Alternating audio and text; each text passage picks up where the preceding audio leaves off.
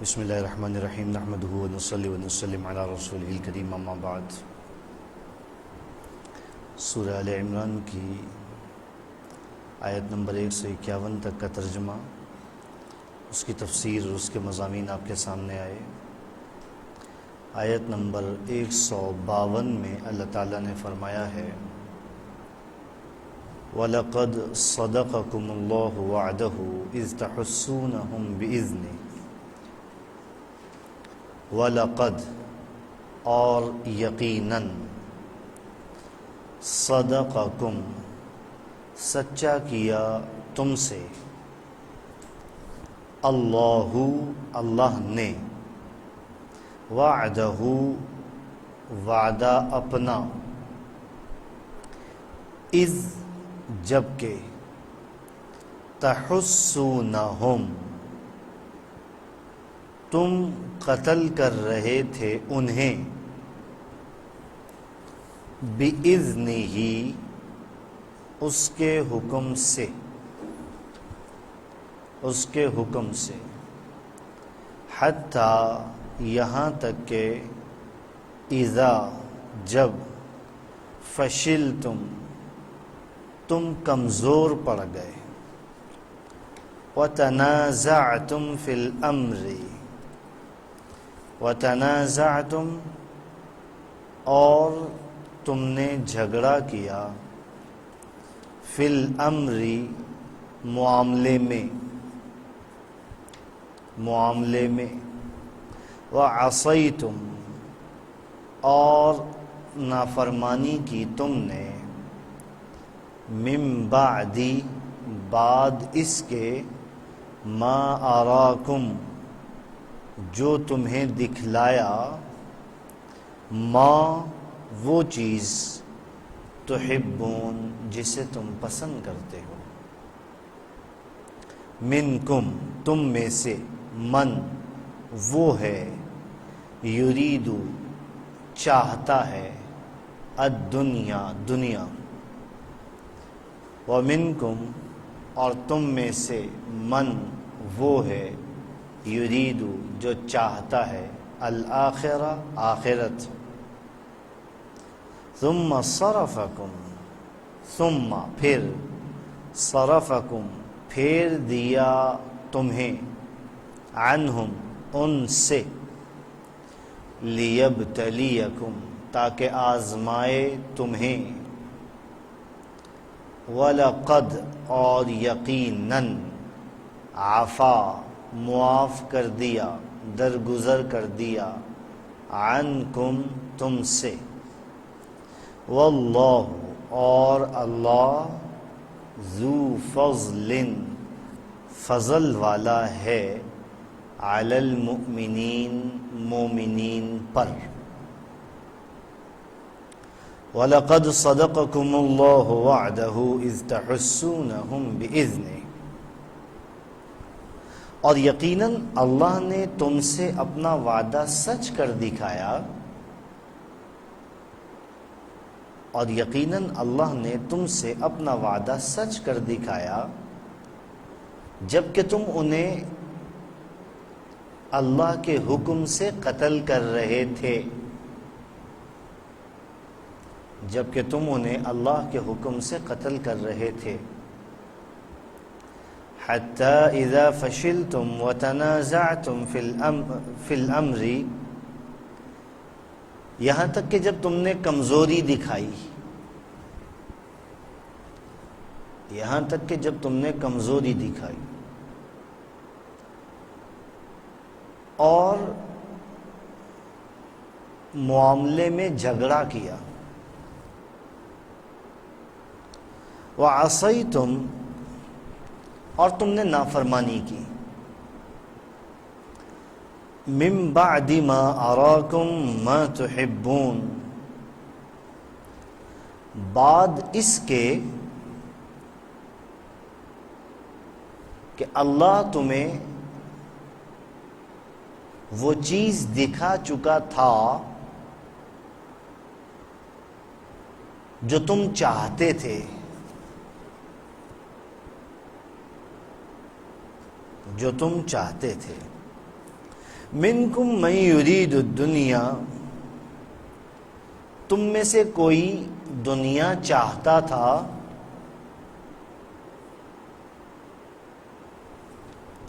ومنکم من یرید الآخرہ، اور تم میں سے کوئی آخرت چاہتا تھا.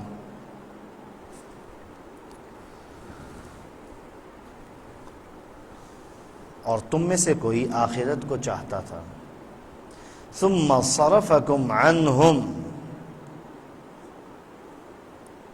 پھر اللہ نے تمہیں ان سے پھیر دیا تاکہ تمہیں آزمائے.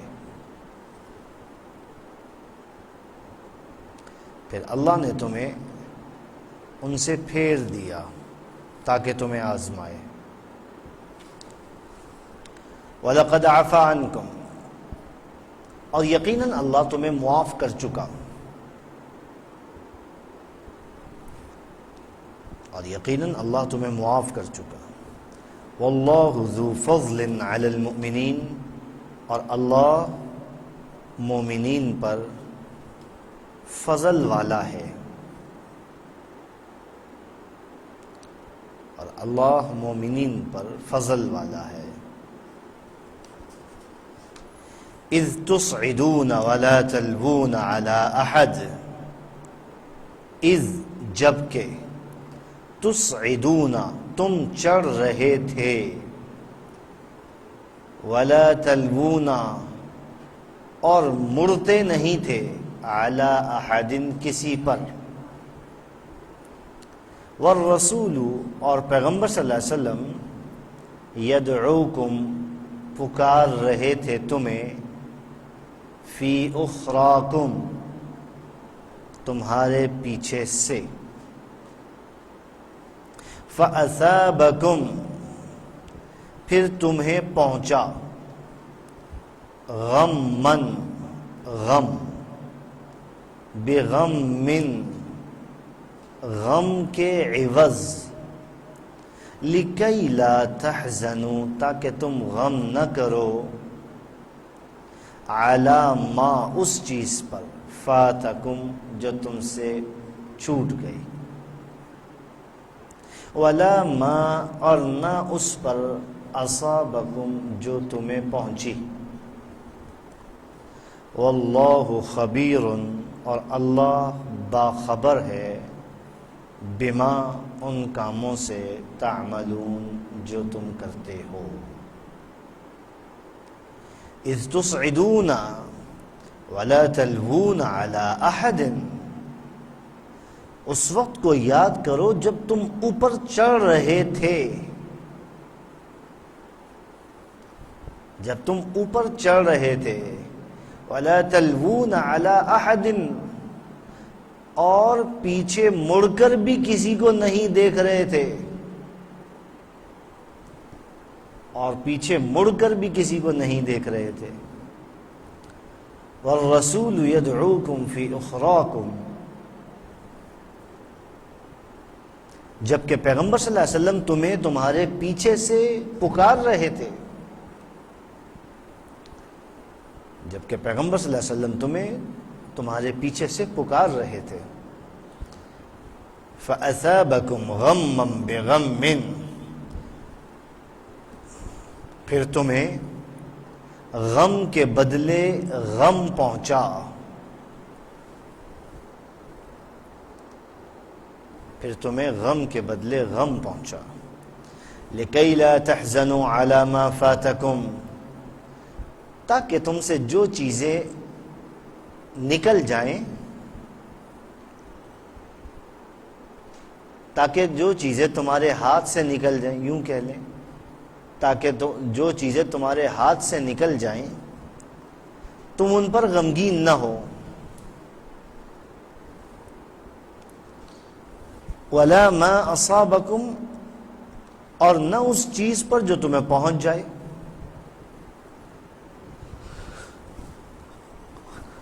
وَاللَّهُ خَبِيرٌ بِمَا تَعْمَلُونَ اور تم جو کچھ کرتے ہو اللہ کو اس کی خوب خبر ہے، اور تم جو کچھ کرتے ہو اللہ اس سے خوب باخبر ہے. یہ دو آیتیں ہیں جن میں سے پہلی آیت میں اللہ تعالیٰ نے مسلمانوں کو غزوہ احد کا وہ منظر یاد دلایا ہے جب مسلمانوں نے مشرکین کو اللہ کے حکم سے پے در پے قتل کیا۔ میں آپ کو اس کی تفصیل بتا چکا ہوں کہ کس طرح ایک ہی خاندان کے بے شمار افراد صحابہ کرام علیہم الرضوان کے ہاتھوں قتل ہوئے۔ کس صحابی نے کس مشرک کو قتل کیا اس کی پوری تفصیل میں آپ سے پہلے ذکر کر چکا ہوں۔ اللہ کا وعدہ ہے کہ تم جب اللہ کے دین کی نصرت کے لیے نکلو گے تو اللہ تمہاری مدد فرمائے گا۔ اللہ نے اپنا وہ وعدہ سچا کر دکھایا۔ تم نے اللہ کے حکم سے بہت سے مشرکوں کو احد میں بھی قتل کیا، اور اگر تم اللہ کے حکم اور پیغمبر صلی اللہ علیہ وسلم کے حکم پر قائم رہتے تو کوئی وجہ نہیں تھی کہ تمہیں احد میں شکست ہوتی۔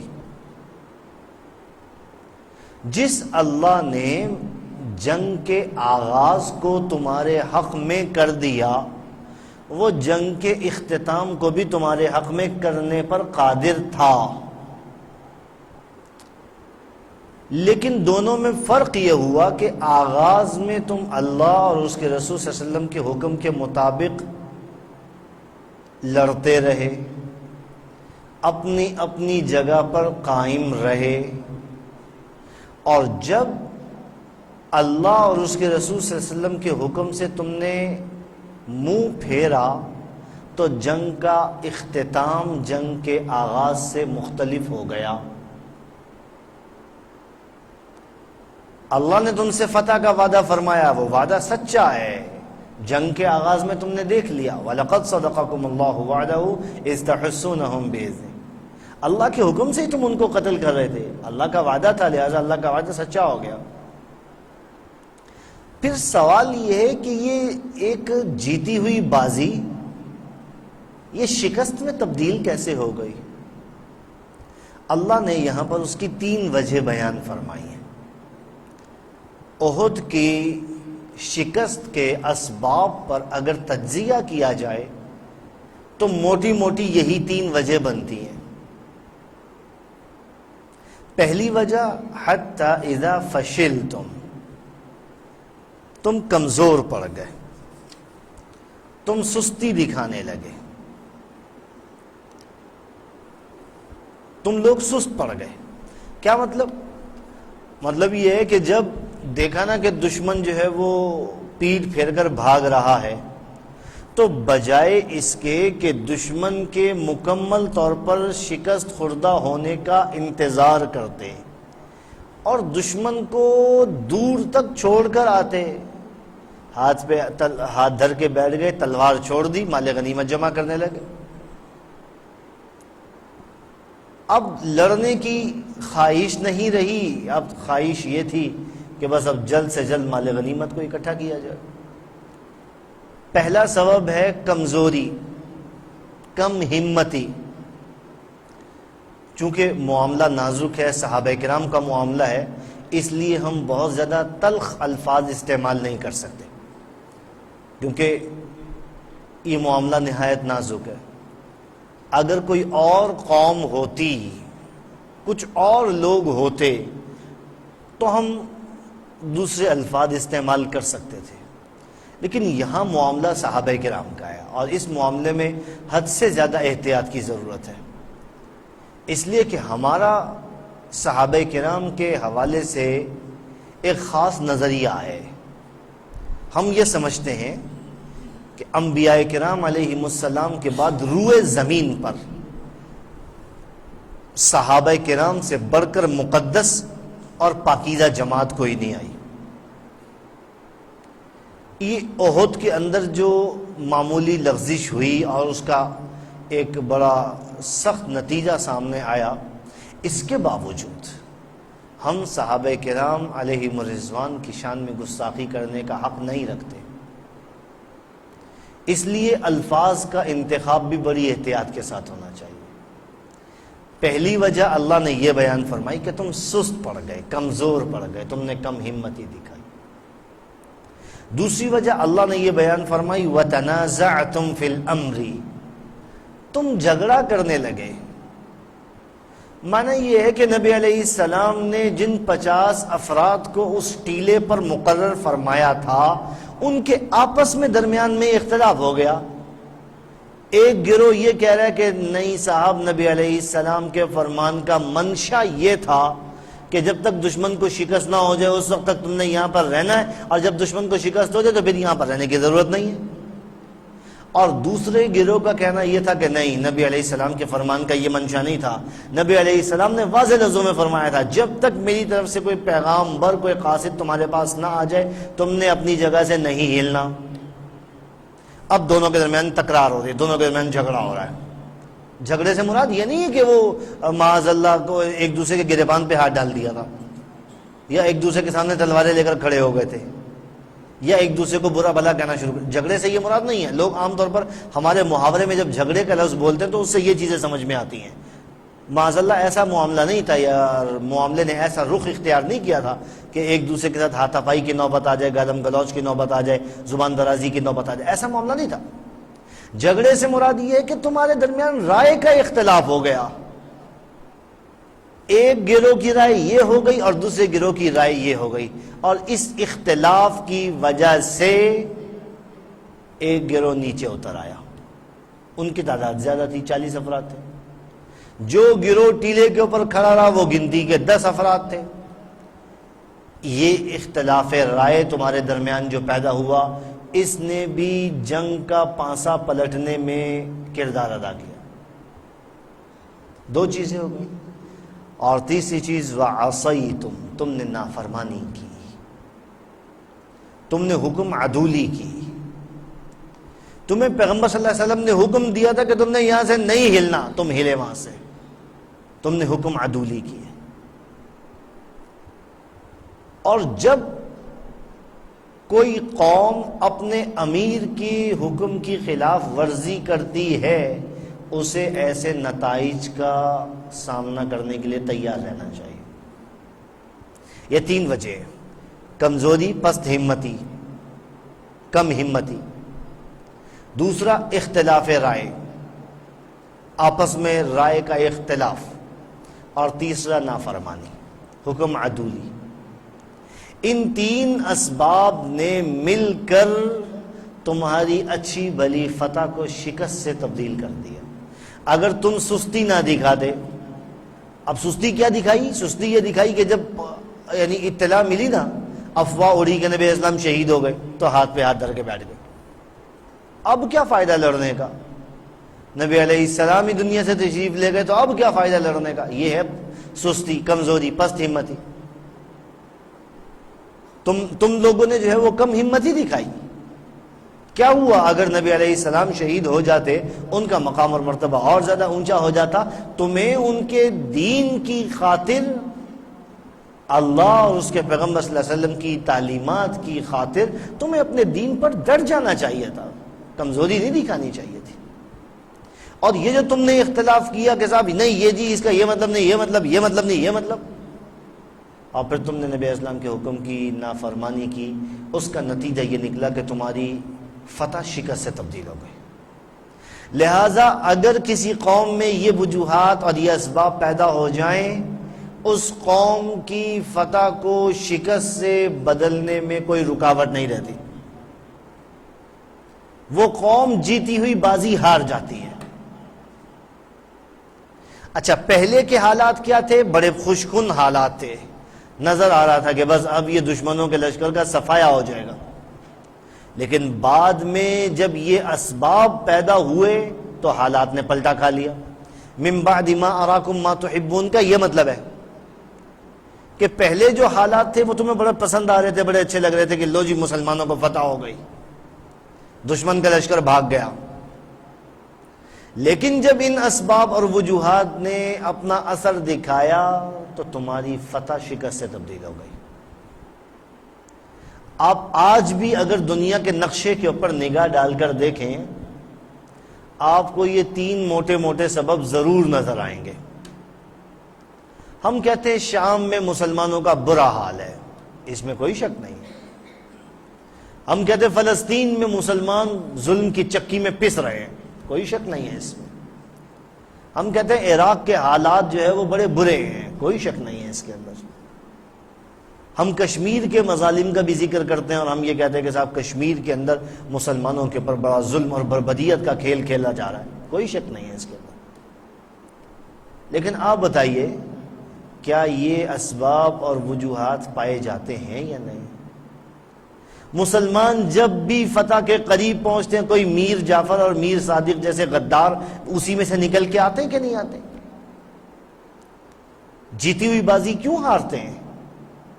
اسی وجہ سے نا کہ کمزور پڑ جاتے ہیں، آپس میں اختلافات کا شکار ہو جاتے ہیں، امیر کی نافرمانی کرتے ہیں۔ یعنی کوئی موقع تو ایسا ہونا چاہیے جس میں انسان کسی امیر کی، کسی اپنے سے بڑے کی بات مان کر چلے۔ کوئی موقع تو ایسا ہونا چاہیے جہاں پر انسان اختلاف رائے کو مٹی کے نیچے دبا دے۔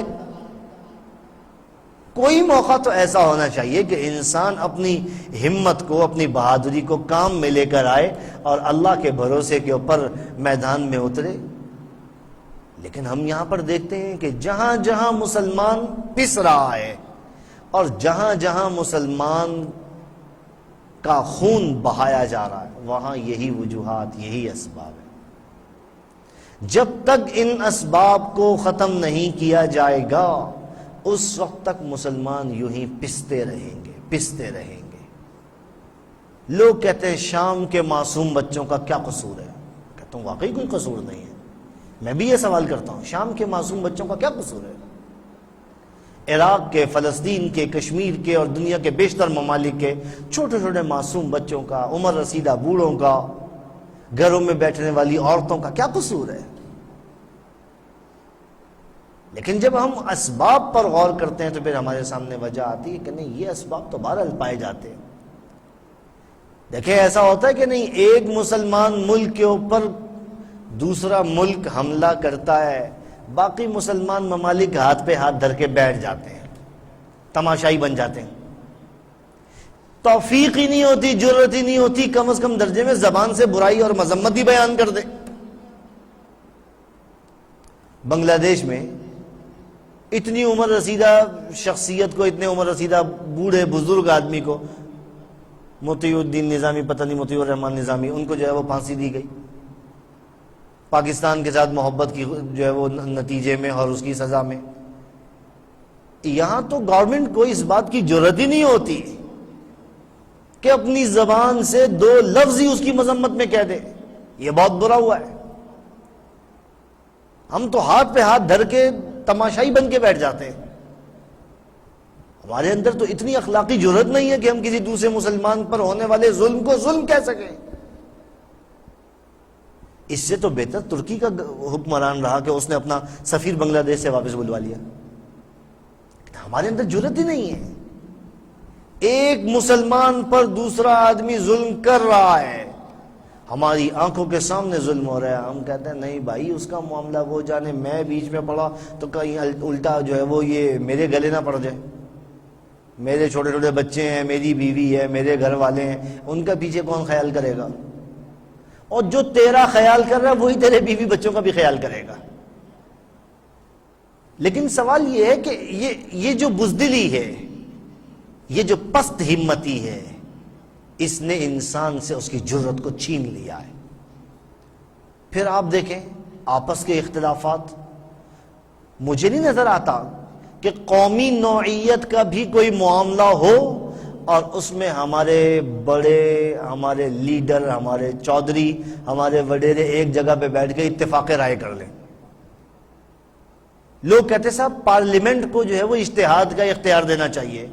پارلیمنٹ تو اپنے مسائل نہیں حل کر سکتی، دین کے اور شریعت کے مسائل کیسے حل کرے گی؟ یہ تو آپس میں ایک دوسرے کے ساتھ ایک میز کے اوپر بیٹھ کے اپنے مسائل نہیں حل کر سکتے، لوگوں کے مسائل کیسے حل کریں گے؟ دین اور شریعت کے مسائل کو کیسے حل کریں گے؟ ان کے درمیان تو کسی ایک مسئلے میں بھی اتفاق رائے نہیں ہوتا، ان کو اجتہاد کا اختیار دے دیا تو بس پھر تو اللہ ہی اللہ ہے۔ آپس کے اختلافات کو اتنا بڑھا دیا جاتا ہے، اتنا اس کو نمایاں کر دیا جاتا ہے کہ یوں معلوم ہوتا ہے جیسے یہ کوئی یعنی اسلام اور غیر مسلم کی کوئی جنگ ہے۔ آپ دیکھیں آج کل یہ میڈیا کے اوپر جو سرکس لگی ہوئی ہے، یہ لکی ایرانی سرکس، جدھر دیکھو دکانیں لگی ہوئی ہیں اور یہ سرکس سجی ہوئی ہے، اور ہر آدمی اپنی دکان لگا کے بیٹھا ہوا ہے، 2-4 گاہک اس نے اپنے پاس بٹھا لیے ہیں اور بس وہ تماشا لگایا ہوا ہے۔ کوئی ایک مسئلہ جس کے اوپر اتفاق رائے ہو جائے، اور جہاں تک تعلق ہے حکم کی فرما برداری کرنے کا، تو اس کا تو تصور بھی دماغ سے نکال دیں، کون سا حکم، کس کی فرما برداری۔ ہمارے اندر تو بات ماننے کا، اطاعت کرنے کا جذبہ ہی نہیں باقی ہے۔ ایک مسلمان دوسرے مسلمان پر ظلم ہوتے ہوئے دیکھ رہا ہے، انفرادی طور پر بھی، اجتماعی طور پر بھی، لیکن کسی کو جرأت نہیں ہے کہ وہ آگے بڑھ کر اس ہونے والے ظلم کو روک سکے، اپنے مظلوم بھائی کی مدد کر سکے۔ نہیں ہے جرأت، ہمت ہی نہیں ہے۔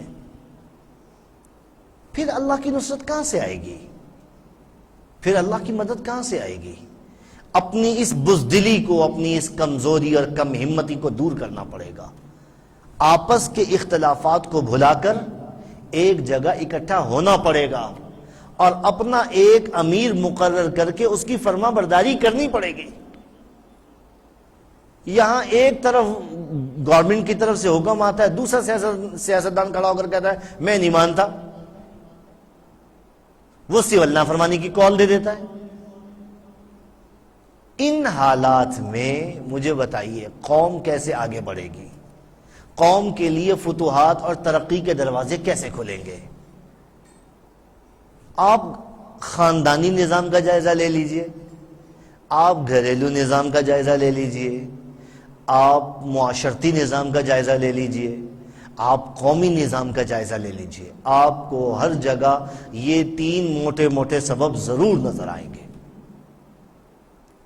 اور اللہ نے ان 3 وجوہات کی بنا پر احد کے میدان میں جبکہ نبی علیہ السلام موجود تھے، فتح کو شکست میں تبدیل کر دیا تھا۔ ہم کہاں بیٹھے ہیں، کن خیالوں میں ہیں؟ اگر ہم چاہتے ہیں کہ اللہ کی نصرت اترے، اللہ کی مدد ہمارے شامل حال ہو، پھر ہمیں ان اسباب پر غور کرنا پڑے گا اور ان اسباب کا سد باب کرنا پڑے گا۔ اللہ نے واضح لفظوں میں فرمایا، دیکھو اس وقت تمہاری کیا حالت تھی، منکم من یرید الدنیا ومنکم من یرید الآخرہ، تم میں سے کچھ لوگ دنیا چاہتے تھے اور کچھ لوگ آخرت چاہتے تھے۔ مطلب یہ کہ تم میں سے بعض کے دل میں خواہش پیدا ہو گئی تھی، اب تو جنگ ختم ہو گئی ہے، اب تو مال غنیمت اکٹھے کرتے ہیں، اب اسلحہ، سامان جنگ اور جو کچھ بھی یہ چھوڑ کر گئے ہیں مال غنیمت، اس کو اکٹھا کرنا چاہیے۔ دنیا کی خواہش سے یہ مراد ہے، دنیا کی طلب پیدا ہو گئی، دنیا کی خواہش پیدا ہو گئی تھی، مطلب یہ کہ اب تو جنگ ختم ہو گئی نا، اب تو مشرک بھاگ گئے، لہٰذا مال غنیمت اکٹھے کرو۔ اب مال غنیمت اکٹھا کرنے کی خواہش غالب آ گئی، اور بعض کے دلوں میں اس وقت بھی یہی خیال تھا کہ نہیں، مال غنیمت اصل نہیں ہے، اللہ کی رضا اصل ہے۔ شکر ہے الحمدللہ، دشمن جو ہے وہ شکست کھا کر بھاگ گیا اور ہمیں اللہ تعالیٰ نے فتح عطا فرمائی، چلو الحمدللہ ہمارے لیے آخرت میں درجات کی بلندی کا ایک ذریعہ بن گیا۔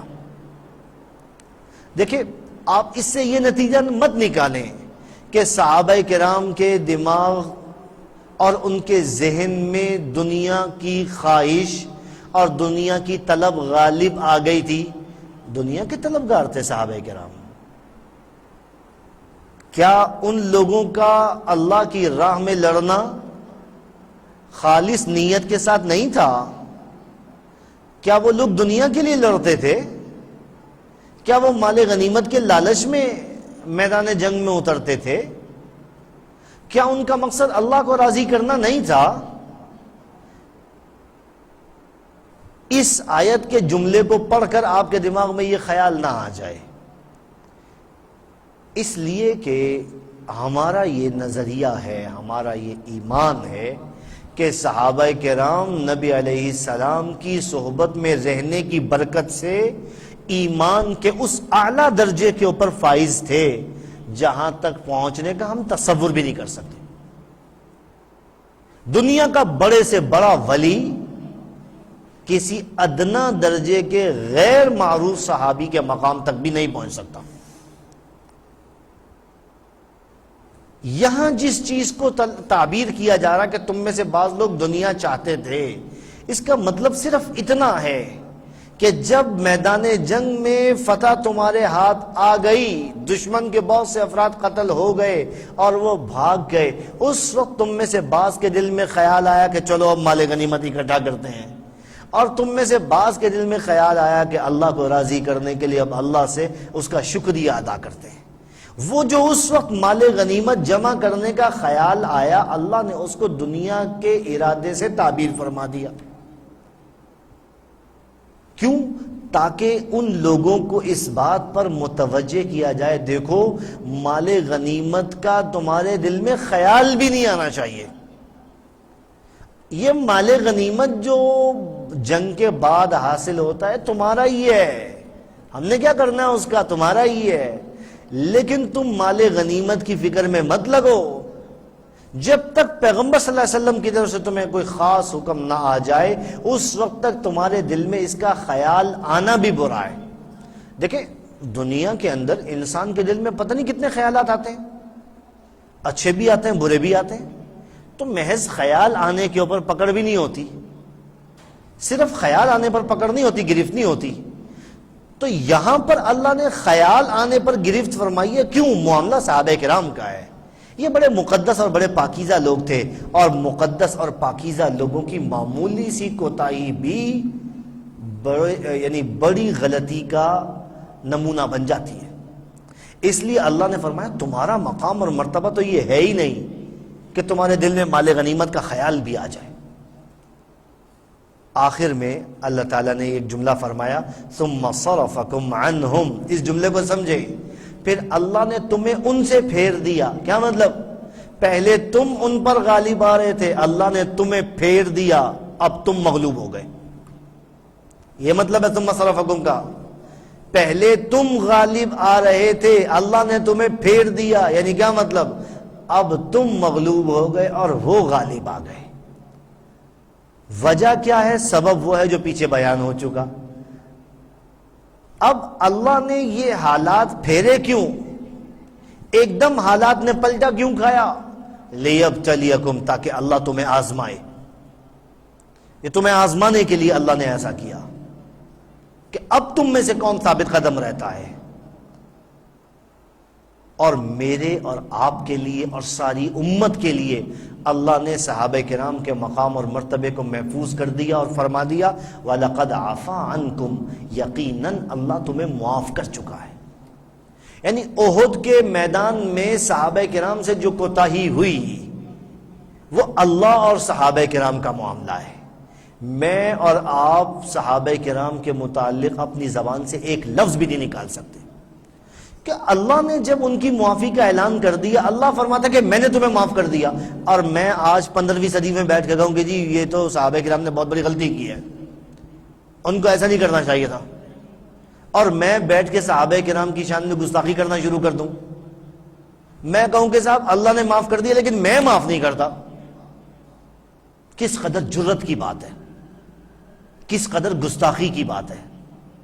اللہ فرما رہے میں معاف کر چکا ہوں، لیکن آج 1400 سال گزرنے کے بعد بھی بعض محققین جو بیٹھے ہوئے ہیں وہ کہتے ہیں نہیں صاحب یہ بڑی غلطی ہے، ہم معاف کرنے کے لیے تیار نہیں ہیں۔ وہ اپنی حیثیت کو بھول جاتے۔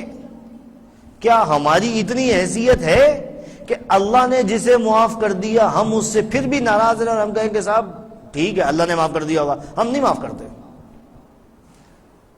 ذرا سوچنا چاہیے انسان کو۔ آج بھی بعض لوگ بیٹھتے ہیں اور صحابہ کرام کی شان میں نازیبہ کلمات اور نازیبہ الفاظ بولتے ہیں، انہیں اپنے ایمان کا خیال کرنا چاہیے۔ یہ معاملہ بڑا نازک ہے، یہاں پر پہنچ کر ایمان کا معاملہ بہت نازک ہو جاتا ہے۔ اللہ نے جب فرما دیا کہ احد کے میدان میں جن لوگوں سے کوتاہی ہوئی ہم نے ان کو معاف کر دیا، اب آج بیٹھ کر میں یا آپ ان صحابہ کی شان میں گستاخی کریں، اس کی ہمیں اجازت نہیں ہے۔ واللہ ذو فضل علی المؤمنین، اور اللہ مومنین پر بڑے فضل والا ہے۔ اگلی آیت میں اللہ تعالیٰ نے غزوہ احد کا ایک منظر بیان فرمایا ہے۔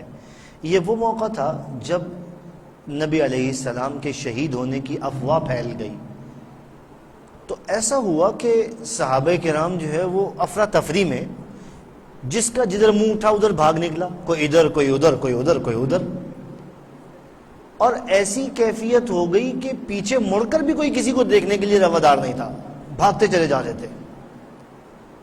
اس موقع پر نبی علیہ السلام نے صحابہ کرام کو آوازیں دیں پیچھے سے، لیکن چونکہ بھگدڑ مچ چکی تھی اور افراتفری تھی، تو افراتفری میں اور بھگدڑ کے عالم میں آپ سمجھتے ہیں کہ کوئی آدمی پیچھے سے آوازیں دے بھی رہا ہو نا تو سنائی نہیں دیتا، کیونکہ انسان جو ہے وہ افراتفری میں بے دہانی میں بھاگے چلا جاتا ہے، اس کو پرواہ بھی نہیں ہوتی، اور وہ پیچھے جب کسی کو مڑ کے دیکھ ہی نہیں رہا تو آواز سننے کا تو سوال ہی پیدا نہیں ہوتا۔ دیکھیں بعض اوقات ایسا ہوتا ہے، خدا نہ خواستہ کسی جگہ پر کوئی حادثہ ہو جائے، خدا نہ خواستہ اللہ نہ کرے کسی جگہ پر کوئی حادثہ ہو جائے، تو لوگ کیسے افراتفری میں بھاگتے ہیں، کوئی ادھر کوئی ادھر کوئی ادھر کوئی ادھر، اور پیچھے سے اگر کوئی آدمی آوازیں بھی دے رہا ہو نا تو نہیں سنتے، کان پڑی آواز نہیں سنائی دیتی۔ بس یوں سمجھیں کہ احد کے میدان میں ایسا ہی ہوا، ایک طرف نبی علیہ السلام کی شہادت کی افواہ اڑ گئی، دوسری طرف سے خالد بن ولید نے اپنے ساتھ کافروں کو لے کر پیچھے سے حملہ کر دیا، اس ہڑبونگ میں بہت سارے مسلمان شہید بھی ہو گئے۔ اس افراتفری کے عالم میں مسلمان بھاگ اٹھے، پیچھے سے نبی علیہ السلام نے جو آوازیں دی تو لازمی بات ہے کانوں میں آواز گئی نہیں ہوگی، تو جب کانوں میں آواز گئی ہی نہیں تو سنی بھی نہیں، جب سنی نہیں تو پھر پلٹ کے واپس آنے کا سوال بھی پیدا نہیں ہوتا۔ اللہ نے ان کو وہ منظر یاد دلایا، تمہیں یاد ہے وہ وقت تم بھاگے چلے جا رہے تھے، پیچھے مڑ کے بھی کسی کو نہیں دیکھ رہے تھے، پیغمبر صلی اللہ علیہ وسلم تمہیں پیچھے سے آوازیں دیتے چلے جا رہے تھے، اس کا نتیجہ کیا ہوا کہ اللہ نے تمہیں غم میں مبتلا کر دیا۔ ایک غم کس چیز کا؟ فتح شکست میں تبدیل ہو گئی، ایک غم کس چیز کا کہ نبی علیہ السلام کی شہادت کی افواہ اڑ گئی، ایک غم کس چیز کا؟ نبی علیہ السلام زخمی ہو گئے، ایک غم اس کا اپنے بہت سے مسلمان افراد شہید ہو گئے، بہت سے عزیز و اقارب شہید ہو گئے، ایک غم اس کا کہ آیا ہوا مال غنیمت ہاتھ سے نکل گیا۔ غم پر غم، غم پر غم۔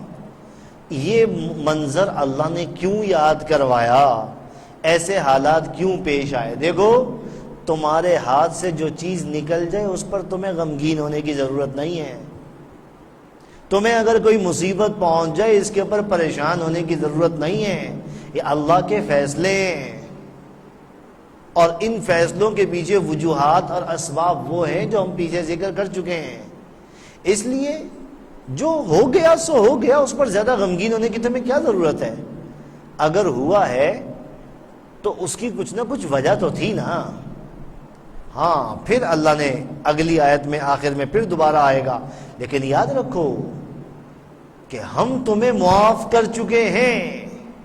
اللہ نے بار بار احد کے شرکاء کے لیے معافی کا اعلان فرمایا ہے، لیکن بدقسمتی سے آج بھی بعض لوگ ایسے ہیں جو غزوہ احد میں پیٹھ پھیر کر بھاگنے والوں کے لیے نازیبا الفاظ استعمال کرتے ہیں اور ان کی شان میں گستاخی کرتے ہیں، جبکہ اللہ بار بار ان کی معافی کا اعلان کر چکا۔